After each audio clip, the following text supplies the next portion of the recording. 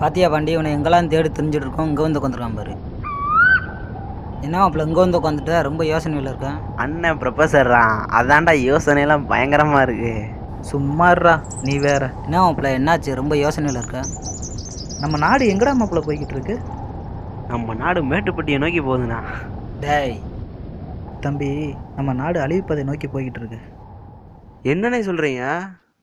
உண்மைதான்டா தம்பி. இன்னைக்கு நாட்டில் ஒரு நியூஸ் பரபரப்பாக ஓடிக்கிட்டு இருக்கு. பிளாஸ்டிக் அரிசி இருக்குங்கிறான், பிளாஸ்டிக் முட்டை இருக்குங்கிறான்.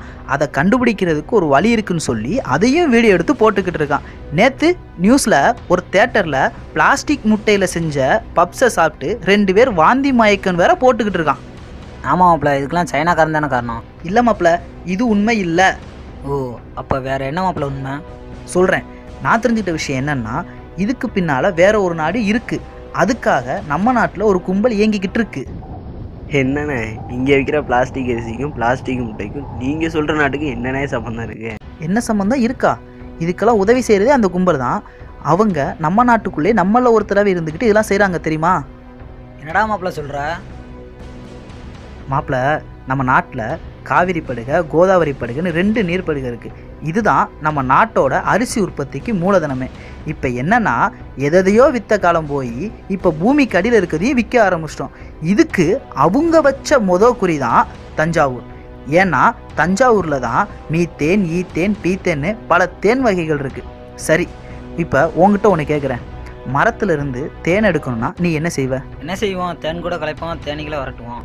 இங்கே தேன் கூட அந்த விவசாயம் தான் மாப்பிள்ள. தேனீக்கள் தான் விவசாயிகள், அதனால தான் விரட்டுறாங்க. ஆல்ரெடி ஏற்கனவே பூமிக்கல்ல நிலத்தடி நீர் மட்டும் குறைஞ்சி போச்சு. நிறைய விவசாயிகள் விவசாயமே வேணான்னு ஊரை விட்டு போய்கிட்டு இருக்காங்க. இந்த சமயத்தை பயன்படுத்தி தான் அந்த பன்னாட்டு நிறுவனமும் இந்த கும்பலும் சேர்ந்து இஷ்டத்துக்கு விளாடுறாங்க. அப்போ நம்ம நிலைமை தான் என்னென்ன? நம்ம வளமான செழிப்பான நம்ம தமிழ்நாட்டை, பசுமையான நம்ம தமிழ் மண்ணை இவங்களோட இந்த மீத்தேன் திட்டத்தால் வறண்ட பாலைவனமாக மாற்றாமல் விட மாட்டாங்கடா. கோதாவரி படுகையையும் காலி பண்ணிடுவாங்க. அதுக்கப்புறம் ஆந்திராவிலேருந்து அரிசி வராது. கர்நாடகாவையும் காலி பண்ணிடுவாங்க. அங்கிருந்து கர்நாடகா பொண்ணி நமக்கு வராது. நம்ம நாட்டில் அரிசி விளைய போகிறதே கிடையாது. நண்பா, நீங்கள் சொல்கிறத பார்த்தா மாடு கட்டி போரடித்தால் மாளாது சன்னல் என்று யானை கட்டி போரடித்த வீர தமிழ்நாடுன்னு சும்மா பேசிகிட்டு இருக்க வேண்டியதானா? இப்போ அரிசிக்கு அந்த அரிசியை தான் இப்போ சைனாவில் விளைவிக்க ஆரம்பிச்சிட்டாங்க. இதனால் இந்தியாவில் அரிசி மார்க்கெட் டெவலப் ஆகும். சைனா அரிசியை இந்தியாவில் இறக்குமதி பண்ணக்கூடாதுங்கிறதுக்காக பிளாஸ்டிக் அரிசி, பிளாஸ்டிக் முட்டைன்னு சொல்லி நம்மளே சைனாவை வெறுக்கிற மாதிரி செஞ்சு கம்ப்ளீட்டாக அவங்கள ஒதுக்கிட்டு அந்த நாடு அவங்க உற்பத்தி பண்ணுற அரிசியை அவங்களுக்கு உதவியாக இருக்கிற பன்னாட்டு நிறுவனங்கள் மூலமாக நம்ம நாட்டில் விற்கிறதுக்கு தான் இவ்வளவு நடக்குது.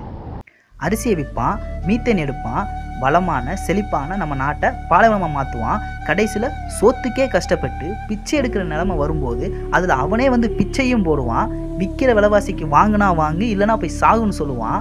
வாழ போகிறது அவன், சாக போகிறது நம்மளா? இதெல்லாம் ஏன் நம்ம அரசாங்கம் கேட்க மாட்டேங்கிறாங்க? இதை நினச்சி தானே நான் பயப்படுறேன். நம்ம ஏதாச்சும் பண்ணணும், இதை மக்களுக்கு தெரியப்படுத்தணும். நம்ம விவசாயத்தை, நம்ம நாட்டு மக்களை நம்ம காப்பாற்றணும். கண்டிப்பாக மாப்பிள்ள பண்ணுறோம். பாண்டி, நீ நல்லா கதை யோசிப்பல்ல? இதை வச்சு ஒரு ஷார்ட் ஃபிலிம் பண்ணு, அதை சோஷியல் மீடியா எல்லாத்துலேயுமே ஷேர் பண்ணுவோம், வாட்ஸ்அப்பில் போஸ்ட் பண்ணுவோம். நம்ம நாட்டு மேலே துடிப்புல ஒருத்தனும் இதை ஷேர் பண்ணுவாங்க. நம்ம விவசாயத்தையும் தமிழக மக்களையும் இந்தியாவையும் காப்பாற்றுறோம். காப்பாற்றுறோம்.